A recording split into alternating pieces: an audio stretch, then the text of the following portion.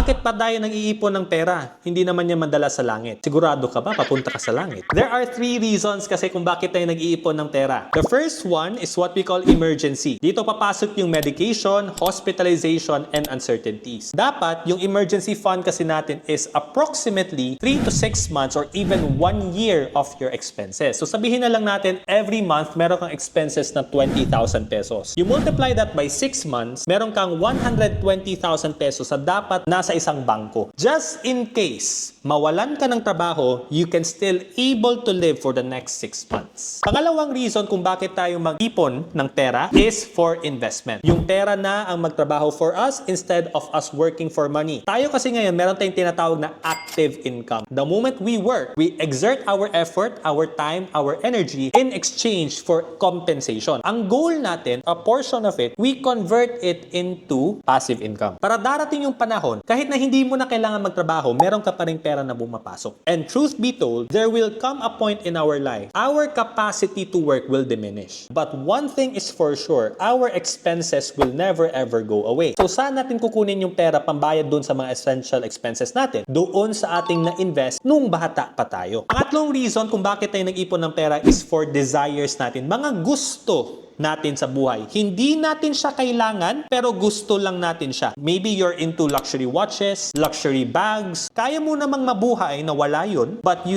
want to have it. There's nothing wrong with it as long as you are saving up for it. Ito yung reason kung bakit tayo nag-ipon. And the priority should be emergency first, investment yung pangalawa, desires yung last. Unfortunately, ang ginagawa ng karamihan ay baliktad. Inuuna nila ang desires, investment yung pangalawa, and then emergency yung last. Bakit siya mali? Because of the spelling alone. Desires is letter D, investment is letter I, emergency is letter E. Anong spelling nun? Die. If we save money like that, we will die financially. So ano ba dapat? Emergency first, investment, and saka desires. Ang letter nun is EID. Apparently, EID means feast or festival. Amazing, no?